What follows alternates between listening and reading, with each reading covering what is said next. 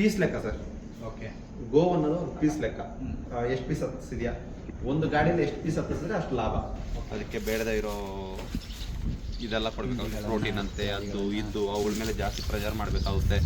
ಮತ್ತು ಸುಮ್ಮನೆ ಅದಕ್ಕೆ ಟೈಮ್ ಸಿಗದೇ ಇದ್ದಂಗೆ ಕ್ರಾಸಿಂಗ್ ಮಾಡಿಸ್ಬೇಕಾಗುತ್ತೆ, ಕರುಗಳು ಹಾಕ್ಸ್ಬೇಕಾಗುತ್ತೆ, ಹಾಲು ಹೆಚ್ಚು ಕರಿಬೇಕಾಗುತ್ತೆ, ಕರುಗೆ ಹಾಲು ಕಮ್ಮಿ ಕೊಡಬೇಕಾಗುತ್ತೆ ಸರ್. ಒಂದು ದಿನಕ್ಕೆ ಎಲ್ಲ ಗೋವುಗಳು ಹೊಟ್ಟೆ ತುಂಬ ಹಾಕಬೇಕು ಅಂದರೆ 2 ಟ್ರ್ಯಾಕ್ಟರ್ ಲೋಡ್ ಹುಲ್ಲಬೇಕು. 2 ಟ್ರ್ಯಾಕ್ಟರ್ ಒಂದು ದಿನಕ್ಕೆ ಹಸಿ ಹುಲ್ಲಬೇಕು. ಅವರು ಅದನ್ನು ಟೆಂಪೋದಲ್ಲಿ ಹಚ್ಬಿಟ್ಟು ಕೊಡೋ ಚಿತ್ರಿಂಸೆ ಇದೆಯಲ್ಲ ಸರ್, ನಮ್ಮ ಶತ್ರುಗೂ ಬೇಡ ಅನ್ಸ್ಬಿಡುತ್ತೆ.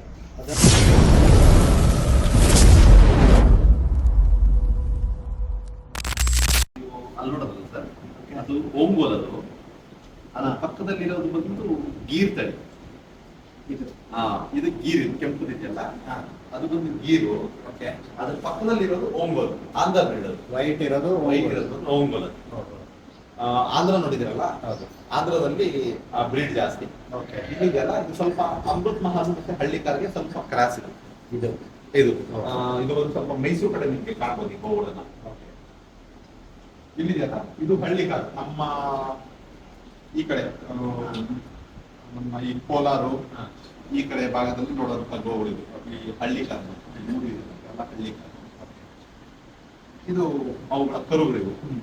ಅವನು ಹಾಲು ಕುಡಿತಾರ ಹೆಸರು ಅಗಸ್ತ್ಯ ಅಂತ. ಅವನು ಕರು ಹಾಕಿ ತಾಯಿ ಹೊರಗಡೆ ಬಂದಿದ್ದಾಳೆ. ನಮಗೆ ಅವಳು ಕರು ಹಾಕಿರೋದು ಗೊತ್ತಾಗಿಲ್ಲ. ಅವಳನ್ನ ಒಳಗಡೆ ಕರ್ಕೊಂಡು ಬಂದಿದ್ದೆ. ಅವಳು ಕೂಗ್ತಾ ಇದ್ಲು. ಏನಾಯ್ತು ಏನು ಅಂತ ಕೇಳಿ ಮತ್ತೆ ಅವಳನ್ನ ಬಿಚ್ಚಿ ಸರಿ ನಡಿ ಅಂತ ಹೇಳಿದ್ರೆ ಸೀದಾ ಅವ್ರ ಮಗನ ಹತ್ರ ಕರ್ಕೊಂಡು ಹೋಗಿ ಅವನು ಎದ್ದು ಒಂದ್ ಸ್ವಲ್ಪ ನೀರಿದ್ರೆ ನೀರಲ್ಲಿ ಬಿದ್ದು ಆಟ ಆಡ್ತಾ ಇದ್ದಾನೆ. ಹುಟ್ಟಿ ನಮ್ಮ ದೇಸಿ ಗೋವು ಹೇಗಂದ್ರೆ ಹುಟ್ಟಿ ಬಿತ್ತಿನ ಹಾಫ್ ಅನ್ ಅವರ್ 1 ಅವರ್ ಕರು ಎದ್ದು ಓಡಾಡುತ್ತೆ. ಅದೇ ಗೋವೆ ಅದ ಕರುನ ಕ್ಲೀನ್ ಮಾಡುತ್ತೆ, ಕ್ಲೀನ್ ಆಗಿ ನೆಕ್ಕಿ ನೆಕ್ಕಿ ನೆಕ್ಕಿ ಅದೇ ಶಕ್ತಿ ಕೊಡ್ತದೆ. ಇವಳು ಪುಟ್ಟಗೌರಿ ಅಂತ ಎಷ್ಟು ಸಾಧು ಅಂದ್ರೆ, ನಮ್ಮ ಯಾರೇ ಬರ್ಲಿ, ಯಾರೇ ಮಕ್ಕಳು ಬರ್ಲಿ ತಂಟೆಗೂ ಹೋಗಲ್ಲ. ಪೆಪ್ಪ ಇವಳ ಹತ್ರನೇ ಇನ್ನೊಂದ್ 2 ಕರುಗಳು ಎಕ್ಸ್ಟ್ರಾ ಬಂದು ಹಾಲು ಕುಡಿತಾ ಇರುತ್ತೆ. ಆದ್ರೂ ಏನ್ ಮಾಡಲ್ಲ ಅವಳು. ಎಲ್ಲರೂ ನಮ್ಮವ್ರು ಅನ್ಕೊಂತಾಳೆ. ಅಲ್ಲೇನೆ ಪುಟ್ಟಗೌರಿ ಇವ್ರ ಅಮ್ಮ ಇದ್ಲು, ಅವ್ರ ಅಮ್ಮನೂ ಅಷ್ಟೇ, ಅವಳು ಗೋವಿನೇ, ಅವಳು ಹಂಗೆ ಇದ್ಲು. ಇವಳು ಬಂದು ಸಿರಿ ಅಂತ ಸರ್. ಇವಳ ಜೊತೆ ಇನ್ನೊಬ್ಳು ಅಕ್ಕ ಇದ್ದಾಳೆ, ಅವಳು ಐಸಿರಿ ಅಂತ. ಇಬ್ರು ಒಂದೇ ಸರಿ ಅಂದ್ರೆ ಟ್ವಿನ್ಸ್ ಇವು. ಇದು ಹಳ್ಳಿಕಾರು. ಇದು ನೆನ್ನೆ ಹುಟ್ಟಿದ್ದು. ಇದು ಆಕ್ಚುಲಿ ಬಂದು ಇದು ಕಪಿಲ. ಅಂದ್ರೆ ಮಲ್ನಾಡ್ ಗಿಡ್ಡದಲ್ಲಿ 2 ವೆರೈಟಿ ಬರುತ್ತೆ. ಒಂದು ಕಪಿಲೆ, ಇನ್ನೊಂದು ಮಲ್ನಾಡ್ ಗಿಡ್ಡ. ಇದು ಕಪಿಲೆ ಬಂದು ತುಂಬಾ ರೇರು. ಇದು ಹೇಗೆ ಅಂದ್ರೆ, ಇವಾಗ ಒಂದು 3 ಮಲ್ನಾಡ್ ಗಿಡ್ಡ ಇತ್ತು ಅಂತ ಇಟ್ಕೊಳ್ಳಿ, ಅದ್ರಲ್ಲಿ ಹಾಕಿದ್ರೆ 2 ಅಥವಾ 3 ಕಪಿಲ ಬಂತು, ಇಲ್ಲ ಅಂದ್ರೂ ಇಲ್ಲ. ಹೌದಾ? ಆತರ ರೇರ್ ಅಂದ್ರೆ ರೇರೆಸ್ಟ್ ಬ್ರೀಡ್ ಇದು. ಇದರ ಗೋಮೂತ್ರದಲ್ಲಾಗ್ಲಿ ಅಥವಾ ಗೋಮಯದಲ್ಲಾಗ್ಲಿ ಹಾಲಲ್ಲಾಗ್ಲಿ ಅಷ್ಟೇ ಬೇಕಾದಂತಹ ಪೌಷ್ಟಿಕಾಂಶಗಳು ಇದರಲ್ಲಿದೆ. ಇವಾಗ ನೀವು ಅದನ್ನ ನೋಡ್ಬೋದು. ಅದರ ಕೊಂಬು, ಅದರ ಮೂಗು, ಅದರ ಕಣ್ಣು, ಅದರ ಉಗುರು ಒಂದೇ ರೀತಿಯಂತ ಬಣ್ಣವನ್ನ, ಅಂದ್ರೆ ಒಂದು ಚಿನ್ನದ ಏನ್ ಕಲರ್ ಇರುತ್ತೆ ಆ ಕಲರ್ನೇ ಹೋಲುತ್ತೆ ಅದು. ನೀವು ಇನ್ನ ಬಿಸಿಲಿಗೆ ಹೋದಾಗ ನೋಡ್ಬೇಕು, ಇನ್ನ ಶೈನ್ ಆಗಿರುತ್ತೆ. ವಿಶೇಷತೆ ಇನ್ನೊಂದೇನಂತ ಸರಿ, ಒಬ್ಬರಿಗೆ ನಮ್ಮ ದೇಸಿ ಗೋವುಗಳಿದೆಯಲ್ಲ, ಈ ಚರ್ಮವನ್ನ ಮುಟ್ಟಿದ್ರೆ ಇದು ಮಾಡುತ್ತೆ ನೋಡಿ, ಈ ಸೆನ್ಸ್ ಮಾಡುತ್ತಲ್ಲ, ಇದು ನಮ್ಮ ದೇಸಿ ಗೋವಲ್ಲಿ ಬಿಟ್ರೆ ಯಾವ ಗೋವಲ್ಲೂ ಇಲ್ಲ. ಆ ಜಾಗವನ್ನ ಮಾತ್ರ ಹೀಗೆ ಇದು ಮಾಡೋದು. ಮತ್ತೆ ಇದಕ್ಕೆ ಈ ಸೂರ್ಯನಾಡಿ ಈ ರೀತಿಯಂತಹ ನಾಡಿಗಳಿರುತ್ತೆ. ವಿಶೇಷ ಏನಂದ್ರೆ, ಗೋವು ಹೊರಗಡೆ ಓಡಾಡ್ಬೇಕಂದ್ರೆ ಅದರ ಮೈ ಮೇಲೆ ಏನು ಸೂರ್ಯನ ರಶ್ಮಿ ಬಿಡುತ್ತಲ್ಲ, ಆ ಸೂರ್ಯನ ರಶ್ಮಿಯನ್ನ ಅದರ ಚರ್ಮದಲ್ಲಿ ತಗೊಂಡು ಗೋಮೂತ್ರ, ಹಾಲಲ್ಲಿ, ಗೋಮಯದಲ್ಲಿ ಕೊಡುವಂತ ಶಕ್ತಿ ಇದೆ. ಆ ಶಕ್ತಿಯನ್ನ ಅದು ಎಳ್ಕೊಂಡು ಹಾಲಾಗಿ ಇದರಲ್ಲಿ ಕೊಡುತ್ತೆ. ಅದೇ ಕಾರಣ ಇವಕ್ಕೆ ರೋಗಗಳು ತುಂಬಾ ಕಮ್ಮಿ. ಸೂರ್ಯನ ಕಿರಣಗಳನ್ನು ತಗೊಂಡು ಅದರ ರೋಗವನ್ನು ಅದೇ ಕಮ್ಮಿ ಮಾಡ್ಕೊಳ್ಳುವಂತ ಶಕ್ತಿನೂ ಇದೆ. ಇವಾಗ ಏನಾಗ್ತಿದೆ ಅಂದ್ರೆ ಸರ್, ಸುಮಾರು ಗೋವುಗಳಿಗೆ ನೀವು ನೋಡಿರ್ಬೋದು, ಏನು ಕಾಯಿಲೆಗಳು ಅದೆಲ್ಲ ಏನಕ್ಕೆ ಅಂದ್ರೆ ಇವು ಮಾಡ್ಕೊಂಡಿರೋದಲ್ಲ. ಮನುಷ್ಯ ಆತನ ಆಸೆಗೆ ಮಿತಿ ಇಲ್ಲ ಅಲ್ಲ, ಅವನು ಏನು ಈ ಪ್ರಕೃತಿಯನ್ನ ಕೆಡಿಸ್ತಾ ಹೋಗ್ತಾ ಇದ್ದಾನೆ, ಅದರ ಇಂಪ್ಯಾಕ್ಟ್ ಗೋವುಗಳಿಗೂ ಬೀಳ್ತದೆ. ಇವಾಗ ಹುಲ್ಲಿಗೆ ಸ್ಪ್ರೇ ಮಾಡೋದಾಗಲಿ ಅದು ಇದು ಎಲ್ಲೋ ಎಲ್ಲ ಒಂದು ರೀತಿ ಇದಕ್ಕೆ ಕನೆಕ್ಟೆಡ್ ಅಂತ ಗೋಗಳು. ಇವಾಗ ಏನು ಅಂದ್ರೆ ಭತ್ತ ಬೆಳೆಯುವಾಗ್ಲೂ ಹೌದು. ಅದಕ್ಕೆ ಸರ್ಕಾರಿ ಗೊಬ್ಬರ, ಯೂರಿಯಾ ಗೊಬ್ಬರ ಹೌದು. ಇತ್ಯಾದಿಗಳನ್ನ ಅವರು ಹೊಡಿದೇನೆ ಹಾ. ಅವರು ಭತ್ತ ಬೆಳೆಯೋದೇ ಇಲ್ಲ. ಆ ರೀತಿ ಪರಿಸ್ಥಿತಿ ಆಗುತ್ತೆ. ರಾಣಿ ರಾಣಿ ರಾಣಮ್ಮ ನಿನ್ನ ವಿಡಿಯೋ ಮಾಡಕ್ ಬಂದಿದ್ದಾರೆ. ಫೋಸ್ ಕೊಡು ರಾಣಿ, ಅವ್ರಿಗೆ ಫೋಸ್ ಕೊಡು. ನಿಂದು ವಿಡಿಯೋ ಮಾಡಿ ಎಲ್ಲರೂ ಬರ್ತಾರಂತೆ ನೀನು ನೋಡೋದಕ್ಕೆ, ಸರಿನಾ? ಇವಳು ನಮ್ಮ ಈ ಹಾಲಕರೆ ಶೆಡ್ ಅಲ್ಲಿ ಒಂಥರ ಲೀಡರ್ ಇದ್ದಂಗೆ. ಓಹೋ, ಅಂದ್ರೆ ಎಲ್ಲರೂ ಕರ್ಕೊಂಡ್ ಬರೋದು, ಹೌದಾ? ಎಲ್ಲರೂ ನಿಂತಿದ್ದಾರ ಎಲ್ಲ ಇದು ಮಾಡೋದು. ಹಾ ನೋಡು, ಏನು ಮಾಡಲ್ಲ ಅವ್ರು.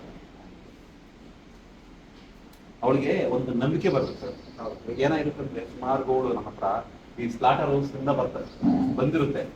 ಆ ಪೈನ್ ನೋಡಿ ಮತ್ತೆ ಆ ಮನುಷ್ಯ ಅಲ್ಲಿ ಪ್ರವರ್ತನೆಯನ್ನ ನೋಡಿ ಎಲ್ಲರೂ ಹಿಂಗೆ ಅಂತ ಫಿಕ್ಸ್ ಆಗಿರುತ್ತೆ. ಇಲ್ಲಿ ಬಂದ ಮೇಲೆ ಗೋ ಸ್ವರ್ಗ, ಅದಕ್ಕೆ ಗೋಗಳಿಗೊಂತ ಸ್ವರ್ಗ ಇದು ಅಂತ. ಇಲ್ಲಿ ಯಾರೇ ಬಂದ್ರು ಅಷ್ಟೇ ಚೆನ್ನಾಗಿ ಟ್ರೀಟ್ ಮಾಡುತ್ತೆ. ಅಂದ್ರೆ ಅದು ಗೊತ್ತು, ನಾವು ಇಂಥ ಜಾಗಕ್ಕೆ ಹೇಗೆ ಯಾರು ಎಂತವ್ರು ಬರ್ತಾರೆ ಏನು ಅಂತ ಗೊತ್ತಿವು. ಸರಿ, ಮತ್ತೆ ಬರ್ತಾರೆ ಬಿಡು. ಮತ್ತೆ ಬಂದು ನಿನ್ ಮುಟ್ತಾರೆ. ಸರಿನಾ? ನೋಡಿ ಅದರ ಕಣ್ಣು ನೀವು ಗಮನಿಸಿ, ಎಷ್ಟು ಪ್ರೀತಿ ಮಾಡುತ್ತೆ ಅಂತ ಗೊತ್ತಾಗುತ್ತೆ ನಿಮಗೆ. ಅಲ್ಲಮ್ಮ,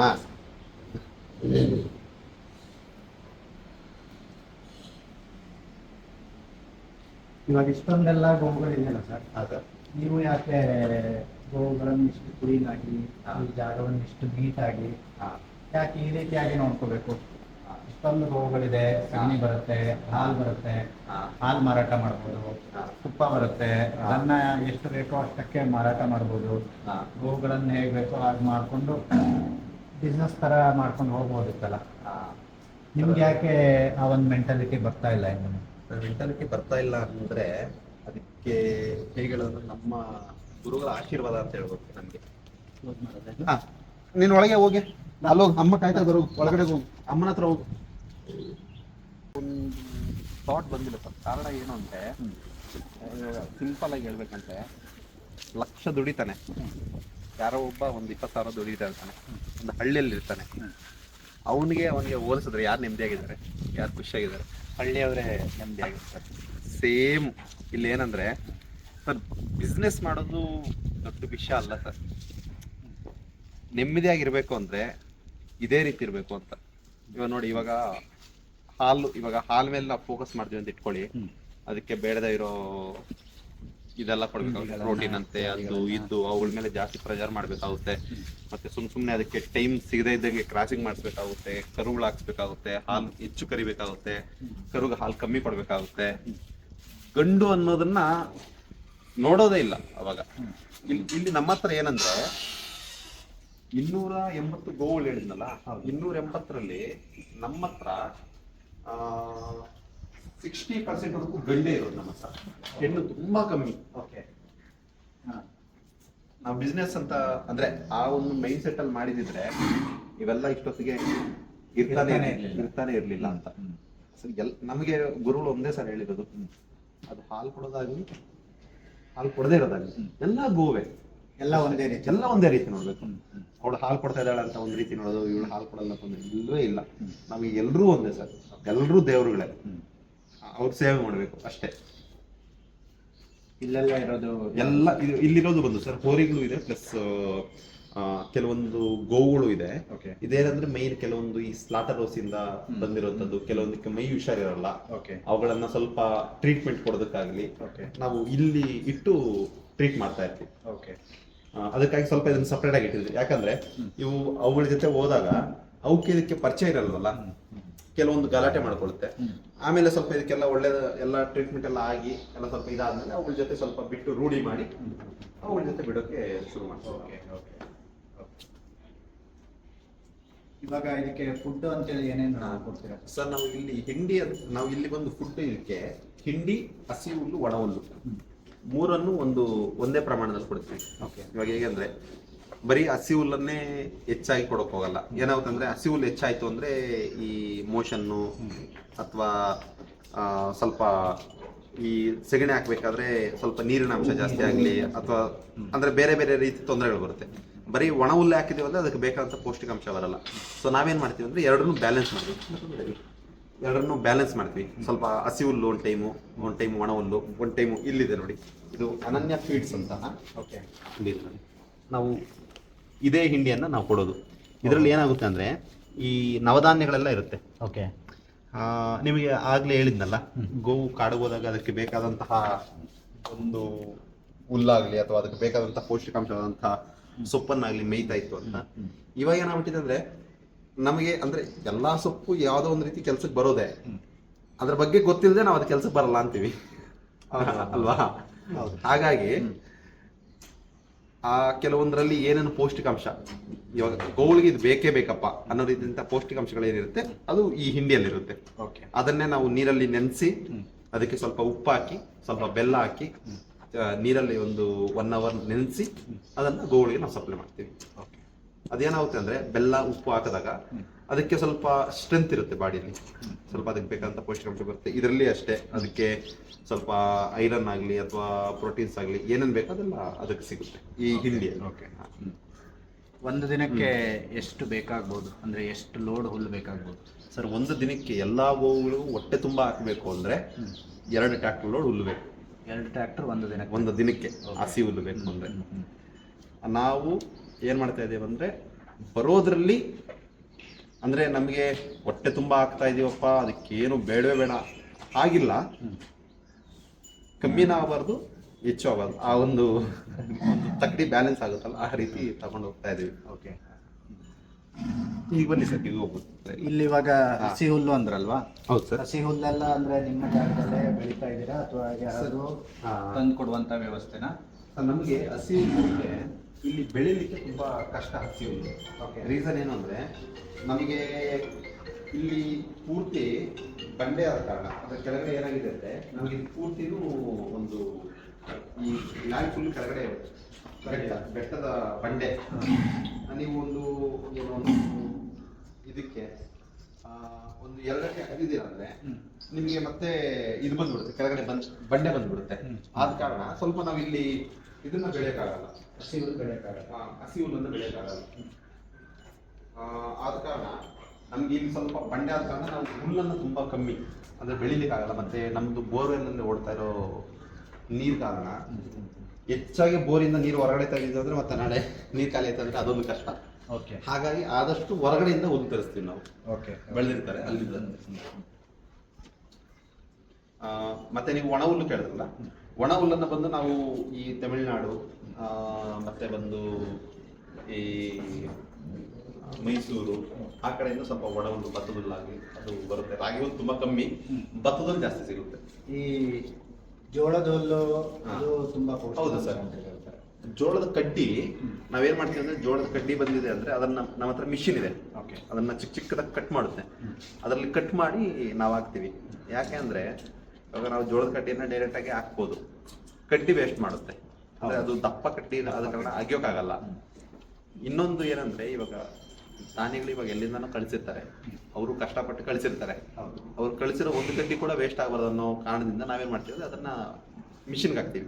ಮಿಷಿನ್ಗೆ ಹಾಕಿ ಚಿಕ್ಕ ಚಿಕ್ಕ ತುಂಡು ಹಾಕಿದಾಗ ಅದು ಫುಲ್ ಚಿಕ್ಕದಾಗುತ್ತೆ. ಅದು ಅಷ್ಟು ಸಪ್ಲೈ ಆಗುತ್ತೆ ಮತ್ತೆ ಹೆಚ್ಚು ಬರುತ್ತೆ ನಮಗೆ. ಓಕೆ, ಕಡ್ಡಿ ಆದ್ರೆ ಬರೀ ಎಲೆ ತಿನ್ಬೋದು, ಸ್ವಲ್ಪ ತೆಗಿಬೋದು, ಆಮೇಲೆ ಸ್ವಲ್ಪ ಗಂಟೆ ಎಲ್ಲ ಹಾಗೆ ಬಿಡುತ್ತೆ. ಆದ ಕಾರಣ ನಾವು ಮಿಷಿನ್ಗೆ ಹಾಕಿ ಇದು ಮಾಡ್ತೀವಿ. ಓಕೆ, ನೀವು ಆ ಕಡೆ ನೋಡ್ಬೋದು ಗೋವುಗಳನ್ನ. ಅದು ಒಂದು 4 ತಿಂಗಳಾಯ್ತು ಈ ಸ್ಲಾಟರ್ ಹೌಸ್ ಇಂದ ತಗೊಬಂದಿರೋದು. ಅಲ್ಲಿಂದ ಯಾರು ತಗೊಂಡ್ ಬರ್ತಾರೆ ಸರ್? ಒಬ್ರು ಇರ್ತಾರೆ, ಅವರು ಪ್ರಯತ್ನ ಪಟ್ಟು ಕೆಲವೊಂದು ಗೋವುಗಳನ್ನ ಹಿಡಿತಾರೆ, ರಕ್ಷಣೆ ಮಾಡಿ ತಗೋಬರ್ತಾರೆ. ಅವು ಬಂದಾಗ ಅವುಗಳ ಸ್ಥಿತಿ ನೋಡಿದೀವಂದ್ರೆ ಏನಕ್ಕಪ್ಪ ಈ ಮನುಷ್ಯನ ಜನ್ಮದಲ್ಲಿ ನಾವು ಹುಟ್ಟಿದ್ವಿ, ನಮ್ಮನ್ನು ಅಂದ್ರೆ ಅವನೇ ಅಲ್ವಾ ಇದನ್ನೆಲ್ಲ ಮಾಡೋದು, ನಮ್ಗೆ ನಾಚಿಕೆ ಆಗುತ್ತೆ ಅವುಗಳ ಇದು ನೋಡ್ಬಿಟ್ರೆ. ಪಾಪ ಅವಕ್ಕೆ ಏನ್ ಗೊತ್ತಾರ ಅವು ಅನ್ಕೊಳ್ಳುತ್ತೆ. ಅಂದ್ರೆ ಎಲ್ಲ ಕರ್ಕೊಂಡು ಹೋಗ್ತಾ ಇದಾರೆ, ಕೆಲಸ ಮಾಡ್ಬೇಕಾದ್ರೆ ಕೆಲಸ ಮಾಡ್ಕೊಂಡು ಊಟ ಹಾಕ್ತಾರೆ ಅನ್ನೋ ಒಂದು ನಂಬಿಕೆ ಮೇಲೆ ಹೋಗುತ್ತೆ. ಅವ್ರು ಅದನ್ನ ಟೆಂಪೋದಲ್ಲಿ ಹಚ್ಬಿಟ್ಟು ಅವ್ರು ಕೊಡೋ ಚಿತ್ರಹಿಂಸೆ ಇದೆಯಲ್ಲ ಸರ್, ನಮ್ಮ ಶತ್ರುಗೂ ಬೇಡ ಅನ್ಸ್ಬಿಡುತ್ತೆ. ಅದನ್ನ ನಮ್ಮ ಜನಗಳೆಲ್ಲರೂ ಅರ್ಥ ಮಾಡ್ಕೋಬೇಕು. ಏನು ಅಂತ ಕೇಳಿದ್ರೆ ನಮ್ಮ ಜನಗಳಿಗೆ ಗೋವು ಅಂತಂದ್ರೆ ಆ ಗೋ ಪ್ರಾಡಕ್ಟ್ ಬೇಕು, ಅಥವಾ ಮನೆ ಪೂಜೆಗೆ ಬೇಕು, ಅಷ್ಟಕ್ಕೆ ಮಾತ್ರ ಬೇಕು. ಬಿಟ್ರೆ ಗೋ ರಕ್ಷಣೆಗೆ ಅಂತೇಳಿ ಕೆಲವೊಂದು ಜನ ಮಾತ್ರ ಅದಕ್ಕೆ ಸೀಮಿತ ಆಗಿದ್ದಾರೆ. ಗೋ ರಕ್ಷಣೆ ಮಾಡೋದು, ಪ್ರಾಣವನ್ನ ಪಣ ತೊಟ್ಟು ಮಾಡೋದು ಮಾಡ್ತಾ ಇರ್ತಾರೆ.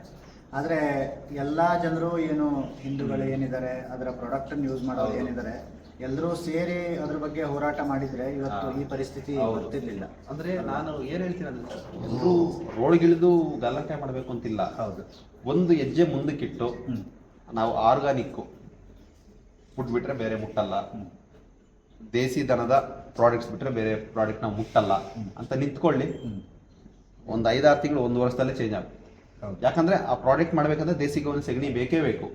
ಜರ್ಸಿ ಎಚ್ ಗೋಮೂತ್ರ ಗೋಮಯ ಬರೋದೇ ಇಲ್ಲ, ಕೆಲಸಕ್ಕೆ ಬರಲ್ಲ. ಜನ ಒಂದು ಹೆಜ್ಜೆ ಮುಂದೆ ಬಂದು ನಾವು ಇದನ್ನೇ ಮಾಡ್ತೀವಿ, ನಮ್ಗೆ ಇದು ಬೇಕೇ ಬೇಕು, ಮತ್ತೆ ಸಂಪಾದನೆ ಮಾಡಿದ್ರಲ್ಲಿ 100 ರೂಪಾಯಿ ಆಗಲಿ 50 ರೂಪಾಯಿ ಆಗಲಿ ಇದು ಒಂದು ಗೋಶಾಲೆಗೆ ಅಂತ ಎತ್ತಿಟ್ಟು ಒಂದು ಹೆಜ್ಜೆ ಮುಂದೆ ಬರಲಿ, ಅವ್ರಿಗೆ ಗೊತ್ತಾಗುತ್ತೆ ಎಷ್ಟು ಚೇಂಜ್ ಆಗ್ತಾ ಇದೆ ಅಂತ.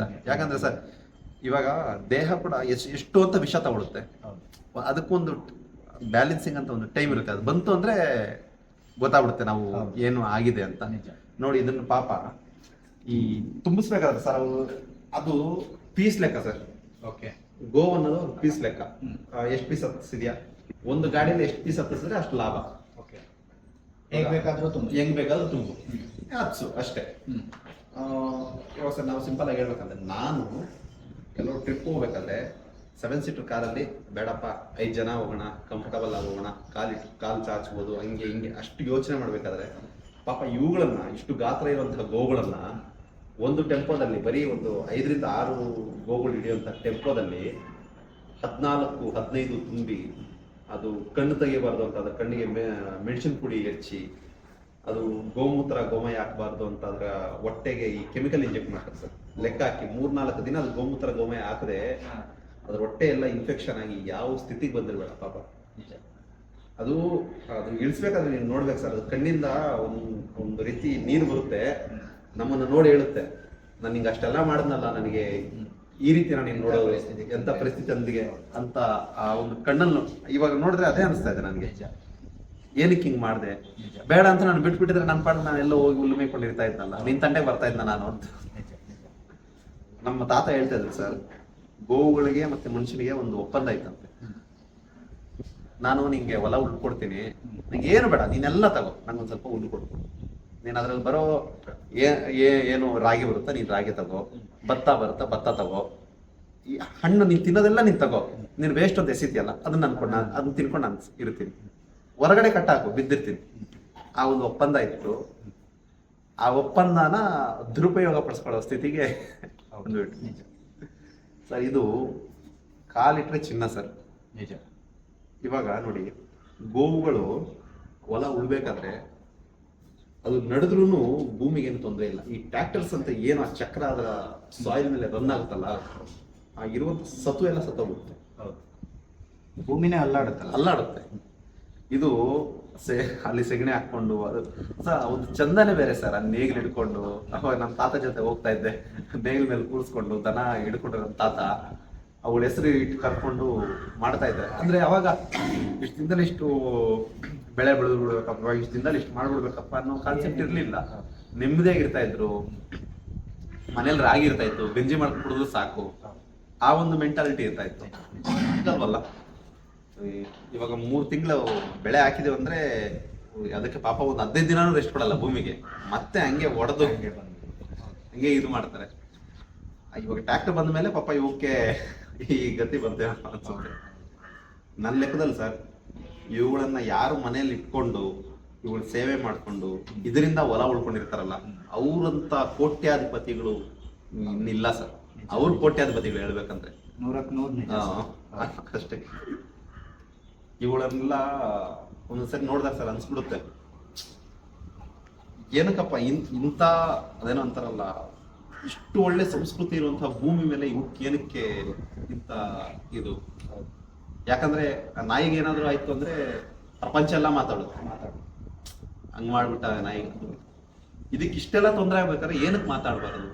ಅಂದ್ರೆ ಏನೋ ಪರಿಸ್ಥಿತಿ ಎಲ್ಲಿಗೆ ಬಂದಿದೆ, ಎಲ್ಲಿಗೆ ಬಂದಿದೆ ಅಂದ್ರೆ ರಾಜಾರೋಷವಾಗಿ ತಗೊಂಡೋಗ್ಬೇಕಾದ್ರೆ ಯಾರು ಮಾತಾಡೋರು.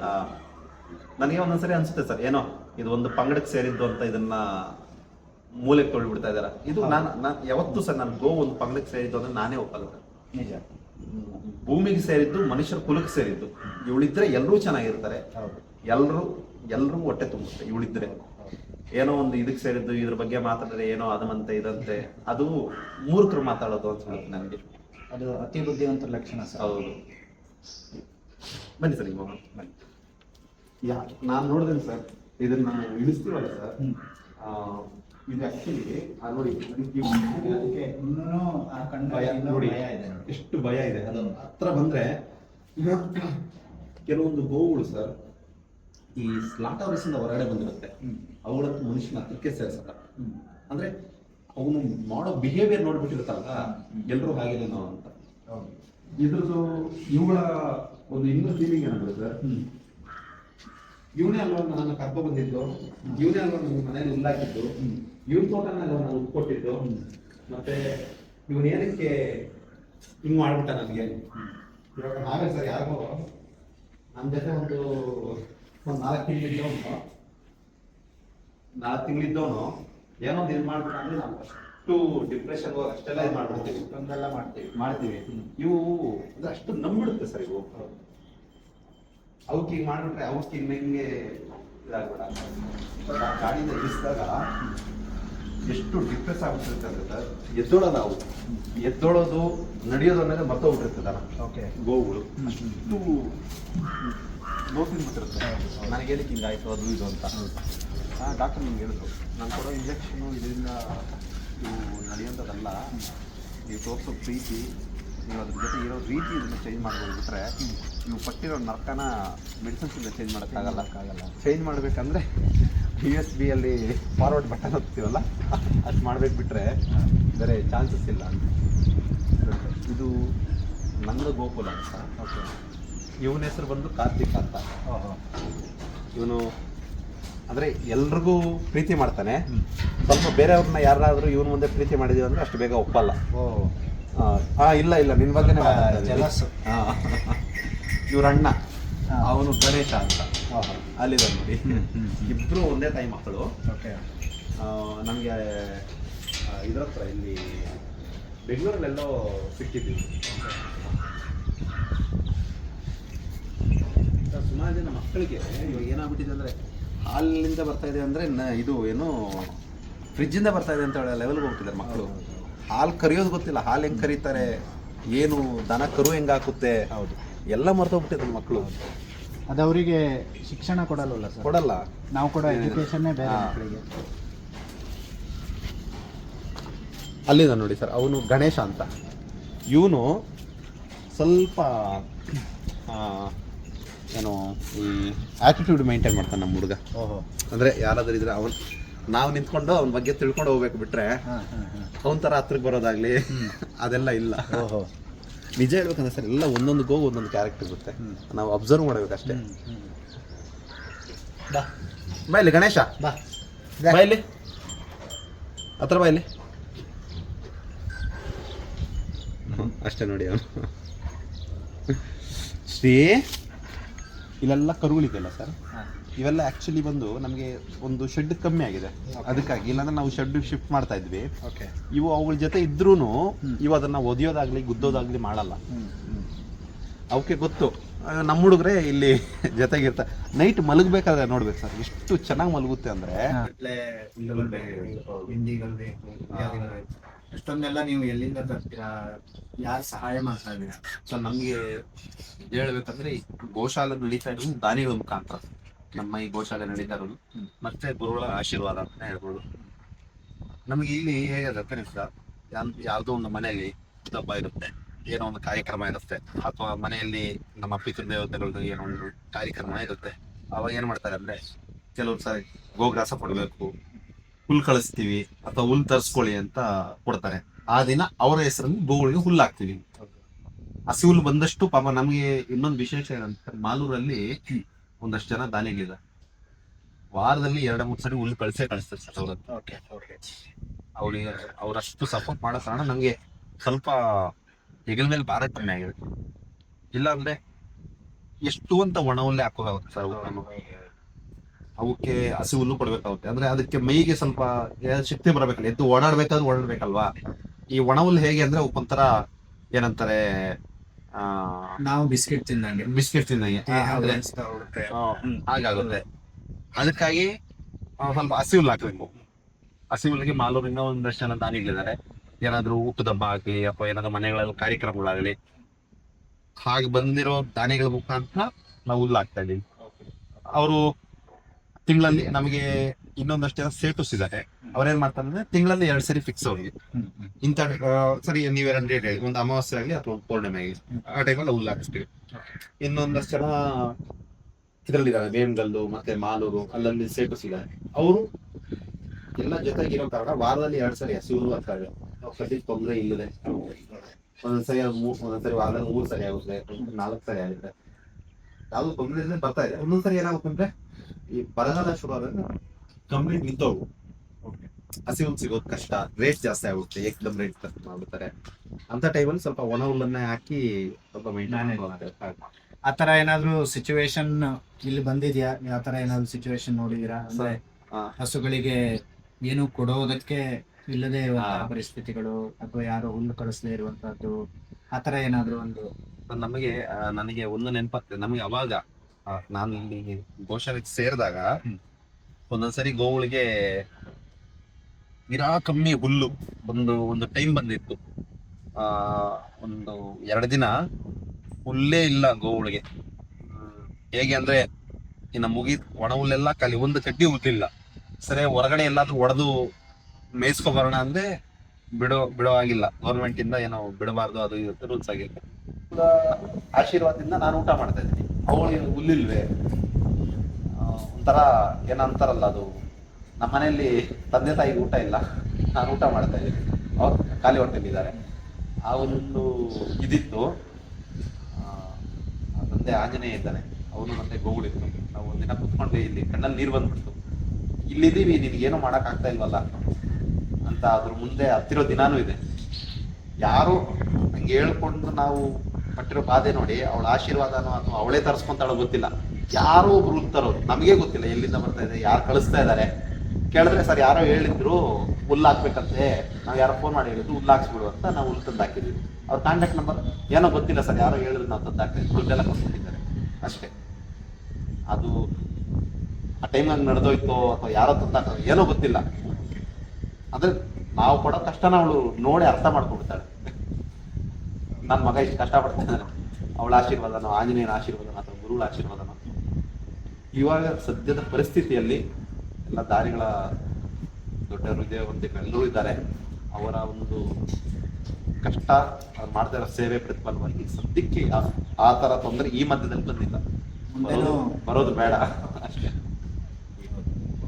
ನಮಗೆ ಇಲ್ಲಿ ಶೆಡ್ಗಳಿದೆಯಲ್ಲ ಸರ್, ಈ ಜಾಗಕ್ಕೆ ಬಂದ್ಬಿಟ್ರೆ ಇಷ್ಟು ನೆಮ್ಮದಿ ಅನ್ಸ್ಬಿಡುತ್ತೆ. ಅಂದ್ರೆ ಒಳ್ಳೆ ಗಾಳಿ, ಒಳ್ಳೆ ವಾತಾವರಣ, ಏನೋ ಒಂದು ರೀತಿ ಏನಂತಾರದು, ಯಾವುದೋ ಒಂದು ಗುಟೆ ಒಳಗೆ ನೆಮ್ಮದಿ ಒಳ್ಳೆ ಗಾಳಿ ಆಡೋದು, ಗುಟೆ ಇಲ್ಲಿ ಯಾರಾದರೂ ಸಹಾಯ ಹಸ್ತ ಚಾಚ್ತಾರೆ ಅಥವಾ ಏನಾದರೂ ಇಲ್ಲಿ ಹಸುಗಳಿಗೆ ಸೇವೆ ಮಾಡ್ತಾರೆ ಅಂತಂದರೆ ಇಲ್ಲಿ ಯಾವ್ಯಾವ ಥರ ಆಪ್ಷನ್ಗಳನ್ನ ನಾವು ಅವರಿಗೆ ಸಜೆಸ್ಟ್ ಮಾಡ್ಬೋದು ಸೇವೆ ಮಾಡೋದು? ಬನ್ನಿ ಸರ್, ಹಿಂಗೆ ಹೋಗ್ತಾ ಇಲ್ಲಿ ಏನಂದ್ರೆ ಸರ್, ನಮ್ಮ ಗೋಶಾಲೆ ಬಂದು ಎಲ್ಲರಿಗೂ ಮುಕ್ತ ಪ್ರವೇಶ. ಓಕೆ, ಯಾರು ಬೇಕಾದ್ರೂ ಗೋಶಾಲೆಗೆ ಬರ್ಬೋದು, ಯಾರು ಬೇಕಾದ್ರೂ ಸೇವೆ ಮಾಡ್ಬೋದು. ಗೋಶಾಲೆಗೆ ಬರ್ತಾರೆ, ಸರ್ ನಾನು ಸಂಗೀತ ಕೊಡ್ಬೋದು, ತಪ್ಪುಡಿ ಇರ್ತೀವಿ. ಯಾರೋ ಒಬ್ರು ಫೋನ್ ಮಾಡ್ತಾರೆ, ಸರ್ ನಾನು ಅಲ್ಲಿ ಗೋಶಾಲೆಗೆ ಬರೋಕ್ಕಾಗ್ತಾ ಇಲ್ಲ, ನನ್ನ ಕಡೆಯಿಂದ ₹1 ನಾನು ಡೊನೇಷನ್ ಆಗ್ತಾ ಇದ್ದೀನಿ, ಅದರಿಂದ ಏನಾದರೂ ಗೋಗಳು ಏನಾದರೂ ಮಾಡಿ ಸಂತೋಷ ಆಗ್ತೀವಿ. ನಮಗೆ ಎಲ್ಲರೂ ಒಂದೇ ಸರ್. ಇನ್ನೂ ಕೆಲವರು ಹೇಳ್ತಾರೆ ಸರ್ ಯಾವ್ಯಾವ ರೀತಿ ಗೋಸೇವೆ ಇಲ್ಲಿ ನಾವು ಮಾಡ್ಬೋದು ಅಂತ. ಅವಾಗ ನಾವೇನು ಹೇಳ್ತೀವಂటే, ನಮ್ಮ ಗೋಶಾಲೆಯಲ್ಲಿ ಸರ್ ಗೋಗ್ರಾಸ ಅನ್ನೋದಿದೆ, ಮತ್ತೆ ಗೋದಾನ ಅನ್ನೋದಿದೆ, ಮತ್ತೆ ಸವತ್ಸ ಗೋಬಂಧು ಅಂತಿದೆ, ಮತ್ತೆ ನಂದಿ ಗೋಬಂಧು ಅಂತಿದೆ. ಅದು ಹೇಗೆ ಅಂದ್ರೆ, ಸವತ್ಸ ಗೋದಾನ ಅಂದ್ರೆ ಹಸು ಮತ್ತೆ ಒಂದು ಕರುವನ್ನ ದಾನ ಮಾಡೋದು. ಏನಂದ್ರೆ ಒಳ್ಳೆ ಕಾರ್ಯಕ್ರಮ ಇದ್ರು ಗೋದಾನ ಮಾಡ್ತಾರೆ ಅಂತ ಕೇವಲ ಏನ್ ಮಾಡ್ಬೋದು ಅಂದ್ರೆ ಎಲ್ಲೋ ಹೋಗಿ ಗೋದಾನ ಮಾಡೋದಕ್ಕಿಂತ ಅಂದ್ರೆ ಇವಾಗ ಏನಾಗುತ್ತೆ, ಆ ಯಾರೋ ಒಬ್ರು ರೈತರ ಹತ್ರ ಗೋವನ್ನ ತಗೊಂಡು ಯಾರೋ ಒಬ್ಬರಿಗೆ ದಾನ ಕೊಡ್ತಾರೆ, ಒಳ್ಳೇದೇ, ಸಂತೋಷ, ನಾನು ಇಲ್ಲ ಅಂತ ಹೇಳಲ್ಲ. ಬಟ್ ತಗೊಂತಾರವ್ರು ಎಂತವ್ರು ತಗೊಂಡದನ್ನ, ಇವಾಗ ಗೋದಾನ ಏನಂದ್ರೆ ಸರ್, ಗೋದಾನ ತಗೊಂಡು ನೀವು ಅವ್ರು ಕೊಟ್ಟ ಮುಗಿತು, ನಿಮ್ಗೆ ಅವ್ರಿಗೆ ಸಂಬಂಧ ಇಲ್ಲ ಅಂತ. ಒಂದ್ಸರಿ ಗೋವನ್ನು ತಗೊಂಡು ನೀವು ದಾನ ಮಾಡಿದ್ಮೇಲೆ ನಿಮ್ಮ ಲೆಕ್ಕದಲ್ಲೂ ಇರುತ್ತೆ ಗೋವು, ಅವರ ಜವಾಬ್ದಾರಿ ಇರುತ್ತೆ. ಅದ್ರ ಯೋಗಕ್ಷೇಮ ನೋಡೋದು ಹೇಗಿರುತ್ತೆ ಅಂತ, ಅವ್ರು ಅದನ್ನ ಸಾಕ್ತಾ ಇದಾರೆ, ಒಂದು ವೇಳೆ ಅವ್ರಿಗೆ ಏನಾದ್ರು ಅವ್ರಿಗೆ ತೊಂದರೆ ಇದೆಯಾ, ಏನಾದ್ರು ಸಹಾಯ ಮಾಡ್ಬೇಕು, ಎಲ್ಲ ಇರುತ್ತೆ. ಹಾಗೆ ಒಂದು ವೇಳೆ ಆ ರೀತಿ ಮಾಡ್ಲಿಕ್ಕಾಗಲ್ಲ, ನನಗೆ ಸ್ವಲ್ಪ ಕಷ್ಟ ಇದೆ, ಯಾರಾದ್ರೂ ಒಂದು ಪರ್ಮನೆಂಟ್ ಆಗಿ ಒಂದು ಗೋದಾನ ಮಾಡಿದ್ರೆ ಪರ್ಮನೆಂಟ್ ಆಗಿ ಗೋವನ್ನ ನೋಡ್ಕೋಬೇಕು, ಆ ರೀತಿ ಏನಾದ್ರು ಯೋಚನೆ ಮಾಡ್ತಾ ಇದ್ರೆ ಇಲ್ಲಿ ನಮ್ಮ ಶ್ರೀ ರಾಘವೇಂದ್ರ ಗೋಶಾಲೆಯಲ್ಲಿ ಒಂದು ನೀವು ಗೋದಾನ ಮಾಡ್ಬೋದು. ನಾವೇನ್ ಮಾಡ್ತೀವಿ ಅಂದ್ರೆ ಗೋದಾನಕ್ಕೆ ಒಂದು ಹಸು ಮತ್ತೆ ಒಂದು ಕರುವನ್ನ ಇಲ್ಲೇ ವೆಚ್ಚವನ್ನ ಕೊಟ್ಟು ಆ ಗೋವನ್ನ ಹಸು ಮತ್ತೆ ಕರುವನ್ನ ತಗೊಂಡು ಇಲ್ಲೇ ಪುರೋಹಿತರು ಬರ್ತಾರೆ, ಇಲ್ಲೇ ಗೋದಾನದ ಏನು ಪದ್ಧತಿ ಇದೆ ಅದನ್ನ ಮಾಡಿ ಗೋಶಾಲ ವತಿಯಿಂದಾನೇ ನಾವು ದಾನವನ್ನು ತಗೊಂತೀವಿ. ತಗೊಂಡ ಮೇಲೆ ನೀವು ಯಾವಾಗ ಬೇಕಾದ್ರೂ ಬರ್ಬೋದು, ಗೋವನ್ನ ನೋಡ್ಬೋದು, ಕರು ನೋಡ್ಬೋದು, ಅದಕ್ಕೆ ಹುಲ್ಲು ಕೊಡ್ಬೋದು, ಅದ್ರ ಜೊತೆ ಮಾತಾಡ್ಬೋದು, ಫೋಟೋ ಇಡ್ಸ್ಕೋಬಹುದು, ಅದನ್ನ ತೊಳಿಬೋದು, ಅದ್ರ ಜೊತೆ ಇದ್ದು ಹೋಗುವಂತ ಅವಕಾಶ ಮಾಡ್ಬೋದು. ಯಾಕಂದ್ರೆ ಸರ್, ನೀವು ಯಾರಿಗೂ ದಾನ ಮಾಡ್ತೀರಾ, ಅವರೊಂದು 2 ತಿಂಗಳು ಸಾಕು, ಹಾಲು ಕಮ್ಮಿ ಆಗ್ತಿದೆ ಅಂದ್ರೆ ಇನ್ನೊಮ್ಮೆ ಯಾರು ಸೇವೆ ಮಾಡ್ತಾರೆ. ನೀವು ಕೇಳ್ತೀರಾ ಅಂತ ಕೊಟ್ಟಿದ್ದೀರಾ, ಸರಿ ಲೋವ್ ನೋಡ್ತೀರಾ, ಅವ್ರು ಹೇಳ್ತಾರೆ ನಾನು ತಗೊಂಡ್ಮೇಲೆ ಇನ್ನೇನು ನೀವೇನ್ರಿ ಬರೋದು ಅಂತ ಹೋಗ್ತಿದ್ದೀನಿ. ಏನಂದ್ರೆ ನಮ್ಮ ಮನೆ ಮಗಳು ನಾನು ನೋಡೋದಕ್ಕೆ ಇನ್ನೊಬ್ಬನೇ ಆದ ಪರ್ಮಿಷನ್ ಬೇಕು ಹಂಗಾಗ್ಬಿಡುತ್ತೆ. ಆದ ಕಾರಣ ಅದು ಮನಸ್ಸಿಗೆ ನೋವಾಗ್ಬಿಡುತ್ತೆ ಸರ್. ನನ್ನ ಕಣ್ಣು ಮುಂದೆ ಇತ್ತಪ್ಪ, ಎಷ್ಟು ದಿನ ನೋಡ್ಕೊಂಡು ಬೇಕಾದ್ರೆ ಇರ್ಬೋದು, ಯಾರ ಹತ್ರ ಹೋಗಿ ಇನ್ನೆಲ್ಲಿಗೂ ಹೋಗಿ ಸರಿ ಅವನ ಹತ್ರ ಇದ್ರು ಚೆನ್ನಾಗಿದೆ ಅಂದ್ರೆ ಅವನೊಂದು 2 ತಿಂಗಳು ಸಾಕ್ತಾನೆ, ಇನ್ನೊಬ್ರು ಎಲ್ಲೆಲ್ಲಿ ಹೋಯ್ತು ಲೆಕ್ಕ ಹಾಕಿ ಕೊನೆಗೆ ಎಲ್ಲಿ ಹೋಯ್ತು, ಅದಕ್ಕೆ ಅಂತ ಒಂದು ಜಾಗ ಇಲ್ಲ, ಹಾಗಾಗ್ಬಿಡುತ್ತೆ. ಹಾಗಾಗಿ ಏನಾದ್ರೂ ನೀವು ಗೋದಾನ ಮಾಡಬೇಕು ಅಂತಿದ್ರೆ ನಮ್ಮ ಗೋಶಾಲೆಗೆ ಬರ್ಬೋದು. ಇಲ್ಲ ಸರ್ ನಾವು ಗೋದಾನ ಮಾಡೋಕ್ಕಾಗಲ್ಲ, ಒಂದು ಗೋದಾನೂ ಮಾಡ್ಬೋದು. ನಾನು ಒಂದು ಹಸು ಒಂದು ಕರುನ ನಾನು ದತ್ತು ತಗೊಳ್ತೀನಿ ಸರ್, 1 ವರ್ಷಕ್ಕೆ ನನ್ನ ಹೆಸರಲ್ಲಿ ಸಾಕಿರ್ತೇನೆ, ಬೇಕಾದ್ರೆ ಒಂದು ಹಸು ಒಂದು ಕರುನ ದತ್ತು ತಗೋಬೋದು. ಇಲ್ಲ ನಾನೊಂದು ಕರುನ ದತ್ತು ತಗೋತೀನಿ, ಅದಕ್ಕೆ ಹೆಸರು ಒಂದು ಇಟ್ಕೊಳ್ತೀನಿ, ಅದನ್ನು ಸಾಕೊಳ್ತೀನಿ. ಪ್ರತಿ ವರ್ಷ ಸಣ್ಣ ಮೊತ್ತನೇ ಇರುತ್ತೆ, ಒಂದು ಕರುಗೆ ಒಂದು ಹೆಸರು ಇಟ್ಕೊಳ್ಳೋದನ್ನು ಸಾಕು, ತಿಂಗಳೊಂದ್ಸರಿ ಒಂದು ಗೋಶಾಲೆ ನೋಡ್ಕೊಂಡು. ಅಂದ್ರೆ ಈ ಮಾಲ್ಸ್ಗೆ ಮತ್ತೆ ಗೋಶಾಲೆಗೆ ತುಂಬಾ ವ್ಯತ್ಯಾಸ ಇದೆ. ಮಾಲ್ಸ್ ಹೋದ್ರೆ ಮನಸ್ಸಿಗೆ ನೆಮ್ಮದಿನೂ ಕೆಡುತ್ತೆ, ನೋಡಿರೋದನ್ನೆಲ್ಲ ತಗೋಬೇಕು ಅನ್ನೋ ಚಟನೂ ಕಣ್ಣಿಗಿರುತ್ತೆ. ಅಂದ್ರೆ ಮಾಲಿಂದ ಹೊರಗಡೆ ಹೋಗ್ಬೇಕಾದ್ರೆ ಏನನ್ಸುತ್ತೆ ಅಂದ್ರೆ ಅದನ್ನ ನೋಡಿದ್ರೆ ತಗೊಳಕ್ಕಾಗಿಲ್ಲ, ತಗೊಂಡಿದ್ರೆ ಹೆಂಗಿರ್ತಾಯಿತ್ತು, ಅದಕ್ಕೆ ಹೇಳೋದು ದುಡ್ಡು ಮಾಡ್ಬೇಕು ಅಂತ ನೆಮ್ಮದಿ ಕೆಟ್ಟೋಗ್ಬಿಡುತ್ತೆ. ಅದೇ ನೀವು ಇಲ್ಲಿ ಗೋಶಾಲೆಗೆ ಬನ್ನಿ, ಕರುಗಳ ಜೊತೆ ಆಟ ಆಡ್ಬೇಡಿ, ಒಂದಷ್ಟು ದನಗಳನ್ನು ಮುಟ್ಟಿ, ಒಂದಷ್ಟು ದನಗಳ ಸೆಗಣಿ ತೆಗೀರಿ, ಅಲ್ಲೋಗಿ ಒಂದು ಮರದ ಕೆಳಗೆ ಕೂತ್ಕೊಳ್ಳೋಣ ಅನ್ಸುತ್ತೆ. ಎಂತ ಜೀವನ ಅಲ್ವಾ, ಇದನ್ನ ಎಷ್ಟು ಮಿಸ್ ಮಾಡಿದೀನಲ್ವಾ, ಎಷ್ಟು ಗೋಗಳಿದೆ ಅಲ್ವಾ, ಪಾಪ ಅವಕ್ಕೆ ಎಷ್ಟು ತೊಂದರೆ ಆಗ್ತಾ ಇದೆಯಲ್ಲ, ನಾನೊಂದು 100 ರೂಪಾಯಿ ಸಂಪಾದನೆ ಮಾಡಿದ್ರೆ ಒಂದು 5 ರೂಪಾಯಿ ಆದ್ರೂ ಅದಕ್ಕೆ ಎತ್ತಿಡ್ಬೋದಲ್ವಾ, ನಾನು ಏನೋ ಒಂದು ಸೇವೆ ಮಾಡೋದು, ಸೇವಾ ಗುಣ ಬರುತ್ತೆ. ಅಲ್ಲಿಗೆ ಹೋದ್ರೆ ಮನಸ್ಸಿನ ನೆಮ್ಮದಿ ಕಳುತ್ತೆ, ಅಷ್ಟೇ ವ್ಯತ್ಯಾಸ. ಇನ್ನೊಂದು ಏನಂದ್ರೆ ಇವರು ಜನಗಳು ಅವ್ರೇನು ದಾನ ಮಾಡ್ಬೇಕು ಆಗುತ್ತೆ, ಆಸೆ ಇರುತ್ತೆ ಅಥವಾ ಏನೋ ಇರ್ಬೋದು, ಅದನ್ನ ಎಲ್ಲೆಲ್ಲೋ ಹೋಗಿ ದಾನ ಮಾಡೋದಕ್ಕಿಂತ ಇಲ್ಲಿ ಬಂದು ಗೋವುಗಳಿಗೆ ಅವರು ಡೈರೆಕ್ಟ್ ಆಗಿ ದಾನ ಮಾಡ್ಬೋದು, ಕೊಡ್ಬೋದು ಸರ್, ಮಾಡ್ಬೋದು. ಇವಾಗ ಯಾರಿಗೋ ಒಂದು ದುಡ್ಡು ಕೊಟ್ಟು ದಾನ ಮಾಡಿದ್ರು ಅಂತಂದ್ರೆ ಅದು ಅಲ್ಲಿಗೆ ಮುಗೀತು. ಅದೇ ಇಲ್ಲಿ ಬಂದ್ರೆ ಅವರೇ ಹುಲ್ಲನ್ನ ತಗೊಂಡ್ ಬರ್ಬೋದು, ಅವರೇ ಹಿಂಡಿಯನ್ನ ತಗೊಂಡ್ ಬರ್ಬೋದು ಅಂತ. ಅದನ್ನ ಗೋವುಗಳು ತಿಂದ್ರೆ ಹೌದು ಸರ್, ಅವ್ರಿಗೂ ಪುಣ್ಯ. ನಾನು ಅವ್ರಿಗೆ ಹೇಳಿದ್ದು ಎಲ್ಲರಿಗೂ ಎಲ್ಲರ ಪರಿಸ್ಥಿತಿನೂ ಒಂದೇ ರೀತಿ ಇರಲ್ಲ ಒಂದೊಂದ್ಸರಿ. ಅಂತವ್ರು ಏನ್ ಮಾಡ್ಬೋದಂದ್ರೆ, ಸರ್ ನನ್ನ ಹತ್ರ ಬರೀ 100 ರೂಪಾಯಿ ಇರೋದಂದ್ರೆ ನಾವು ನೀನ್ ಏನ್ ತಂದಿದ್ಯಾ, ಏನ್ ಕೊಡ್ತಾ ಇದೀಯ ಅಂತಾನು ಕೇಳಲ್ಲ ಸರ್. ಅವ್ರು ಬೇಕಾದ್ರೆ 100 ರೂಪಾಯಿಗೆ ಸೌತೆಕಾಯಿ ಶಿವರ್ನವ್ರು ಸೌತೆಕಾಯಿ ತಗೊಂಡ್ ಕೊಡ್ಬೋದು, 1-2 ಬಾಳೆ ತಗೊಂಡ್ ಕೊಟ್ಟು ಸರ್ ನನ್ನ ಕೈಲಿದೆ ಆಗಿತ್ತು, ನಮ್ಮ ಹತ್ರ ಅಲ್ಲ, ಗೋ ಹತ್ರ ಇವತ್ತು 2 ಗೋ ಬಾಳೆ ಕೊಡೋಕಾಗಿತ್ತು, ನನ್ನ ಹತ್ರ ಶಕ್ತಿ ಇಲ್ಲ, ನಾಳೆ ಇಲ್ಲಿರೋ ಗೋಗಳೆಲ್ಲ ಎಲ್ಲದಕ್ಕೂ ಹುಲ್ಲ ಮತ್ತು ಶಕ್ತಿ ನಾನು ಕೊಡಮ್ಮ, ಆ ಸ್ಥಾನಕ್ಕೆ ನಾನು ಕರ್ಕೊಂಡೋಗಮ್ಮ ಅಂದ್ರೆ ಅವಳೇ ಕರ್ಕೊಂಡು ಹೋಗ್ತಾರೆ. ಆ ಒಂದು ಶಕ್ತಿ ಅವಳಿಗಿದೆ ಅಂತ ನಾವು ಅದನ್ನ ಬೇಡ್ಕೋಬೇಕು. ಯಾರಾದ್ರೂ ಹುಲ್ಲು ಹಾಕೊಂತ ಹೇಳ್ತಾರೆ, ನಮಗೆ ಒಂದಿನ ಬೇಕು ಸರ್, ನಾವು ಹುಲ್ಲು ತರ್ತಾ ಇದೀವಿ, ತಂದು ಹಾಕ್ತದ ಅಂತ ಹೇಳಿದ್ರೆ ನಾವ್ ಹೇಳ್ತೀವಿ ತಗೋಬನ್ನಿ ಅಂತ. ಯಾರೇ ಆಗ್ಲಿ ಯಾರಾದ್ರೂ ತರ್ತಾ ಇದೀವಿ ಅಥವಾ ನಾವೇನಾದ್ರು ಬಂದು ಮಾಡ್ತೀವಿ, ನಾವ್ ಯಾರಿಗೂ ಇಲ್ಲ ಅಂತ ಹೇಳ, ಅವ್ರ ಹತ್ರ ಎಷ್ಟಾಗುತ್ತೋ ಅಷ್ಟು ಸೇವೆ ಸರ್. ಇವಾಗ ರಾಮನಿಗೆ ಎಷ್ಟೋ ಜನ ವಾನರಗಳೆಲ್ಲ ಈ ಸೇತುವೆ ಕಟ್ಟಕ್ಕೆ ಸಹಾಯ ಮಾಡೋದಂತೆ. ಲಾಸ್ಟ್ ಅಲ್ಲಿ ಒಂದು ಅಳಿಲು ಅದ್ ಮೈನೆಲ್ಲ ಒತ್ತೆ ಮಾಡ್ಕೊಂಡು ಮರಳಲ್ಲಿ ಹಿಂಗೆ ಉಳ್ಳಾಡಿ ಹೋಗಿ ಅಲ್ಲಿ ಉದುರ್ಸೋದಂತೆ. ಎಲ್ರು ನಗ್ತಾ ಇದ್ರಂತೆ, ನಾವು ನೋಡಿ ಎಷ್ಟೆಷ್ಟು ದೊಡ್ಡ ಬಂಡೆ ಹಚ್ತಾ ಇದೀವಿ, ನೀನೇನೋ ಅಲ್ಲಿ ಹೋಗಿ ಮಾಡ್ತಾ ಇದೀಯ ಅಂತ. ಅದೊಂದ್ ಜಾಗದಲ್ಲಿ ಕುತ್ಕೊಂಡು ಅಳ್ತಾ ಇತ್ತಂತೆ. ಆರಾಮ ಹೋಗಿ ಅದನ್ನ ಕೈ ಎತ್ಕೊಂಡು, ನೀ ಎಂತ ಸೇವೆ ಮಾಡ್ತಾ ಇದೀಯಾ ನೋಡು, ನನಗೋಸ್ಕರ ನಿನ್ನ ಜೀವ ಇಷ್ಟೇ ಆದ್ರೂ ನನಗೋಸ್ಕರ ಇಷ್ಟೆಲ್ಲ ಮಾಡ್ತಾ ಇದೆಯಲ್ಲ, ನಿನ್ನ ಜೀವನ ಪರ್ಯಂತ ನಿನ್ನ ನೋಡಿದಾಗೆಲ್ಲ ನನ್ನ ನೆನಪ ಮಾಡ್ತೀನಿ ಅಂತ ಹೇಳಿ ಅದ್ರ ಮೇಲೆ ಹೋಗಿ ಗೆರೆ ಹೇಳ್ತಂತೆ ರಾಮಚಂದ್ರ. ನೋಡಿ ಅಲ್ಲ, ನೋಡಿದವರೆಲ್ಲ ಹೇಳಿಸಿದ್ರು, ನೀನ್ ಮಾಡ್ತಾ ಇರೋದು ಇಷ್ಟು ಮಾಡ್ತಾ ಇದೀಯಾ, ನಿನ್ಗಿನ್ನ ನಾವೇ ಗ್ರೇಟು ಅಂತ. ಬಟ್ ಅಳಿಲು ಮಾಡಿದ ಸೇವೆ ದೇವ್ರು ನೋಡ್ದ. ಅಂದ್ರೆ ಸೇವೆ ಮಾಡ್ಬೇಕಾದ್ರೆ ದುರಂಕಾರ ಇರಬಾರ್ದು ಅಂತ ಮನುಷ್ಯನಿಗೆ. ನನಗೆ ಕೊಟ್ಟಿರೋದ್ರಲ್ಲಿ ನಾನು ಮಾಡ್ತಾ ಇದೀನಿ, ನಾನ್ ಮಾಡ್ತಾ ಇರೋದು ಅಷ್ಟು ಜನಕ್ಕೆ ಗೊತ್ತಾಗ್ಬೇಕು ಅಂತ ಅವಶ್ಯಕತೆ ಇಲ್ಲ ಸರ್. ಯಾಕಂದ್ರೆ ಇವತ್ತು ನಾನಿದ್ದೀನಿ, ಫೇಸ್ಬುಕ್ ಎಲ್ಲ ನೋಡ್ತಾ ಇದ್ದಾರೆ. ನಾನು ನಾಳೆ ಇಲ್ಲ ಅಂತ ಹೇಳಿದ್ರೆ ಫೇಸ್ಬುಕ್ ವಾಟ್ಸಪ್ ಯಾರು ಅಪ್ಡೇಟ್ ಮಾಡಲ್ಲ. ನಿನ್ ಲೆಕ್ಕ ಎಲ್ಲ ಗೊತ್ತಿರ್ತದೆ, ಏನ್ ಮಾಡಿದ್ದೆ ಏನ್ ಎಲ್ಲ ನನ್ನ ಹತ್ರ ಲೆಕ್ಕ ಇದೆ. ಲಾಸ್ಟ್ ಅಲ್ಲಿ ಅದೊಂದೇ. ಅವರು ಫೇಸ್ಬುಕ್ ಲೈಕ್ಸ್ ವ್ಯೂಸ್ ಎಲ್ಲ ನೋಡಲ್ಲ ಮೇಲೆಗಡೆ. ಒಬ್ಬರು ಕೆಟ್ಟದ್ ಬಯಸಿದ್ಯಾ, ಒಬ್ರು ಒಳ್ಳೇದ್ ಮಾಡಿದ್ಯಾ, ಒಂದು ಗೋವಿಗೆ ಸಹಾಯ ಮಾಡಿದ್ಯಾ, ಬಾಳೆಹಣ್ಣು ಕೊಟ್ಟಿದ್ಯಾ, ತೊಂದರೆಯಲ್ಲಿ ಇದ್ದಾಗ ಅದು ಕಾಪಾಡಿದ್ಯಾ, ಅಷ್ಟೇ ಇದೆ. ನಿನ್ ಮೊಮ್ಮಕ್ಕಳಿಗೆ ಏನೋ ಮಾಡಿದ್ಯಾ, ನೀನು ನಿಮ್ ಮಕ್ಳಿಗೆ ಏನೋ ಮಾಡಿದ್ಯಾ, ಅಯ್ಯೋ ನೀನು 100 ಕೋಟಿ ಮಾಡಿದ್ಯಾ, ನೀನ್ ಬಾ ನಿಮ್ಗೊಂದು ಸಿಂಹಾಸನ ಹಾಕಿದೀನಿ ಕುತ್ಕೋ, ಅದೆಲ್ಲ ಇಲ್ವೇ ಇಲ್ಲ. ಅಲ್ಲಿ ಲೆಕ್ಕನೇ ಬರಲ್ಲ ಅದು. ಏನು ಒಂದು ಸೇವೆ ಮಾಡಿದ್ಯಾ, ಏನು ಒಳ್ಳೇದ್ ಮಾಡಿದ್ಯಾ, ನೀನೇನ್ ಪಾಪ ಕರ್ಮ ಮಾಡಿದ್ಯಾ, ಇದಷ್ಟು ದಿನ ಸರ್ ಒಬ್ಬನ ಕೆಟ್ಟದ್ ಬಯಸೋ ಸರ್, ಇದಷ್ಟು ನೆಮ್ಮದಿಯಾಗಿ ಸಂತೋಷವಾಗಿ ನಮ್ಮ ಕೈಯಲ್ಲಿರೋ ಕೆಲಸನ ನೆಮ್ಮದಿಯಾಗಿ ಮಾಡ್ಕೊಂಡು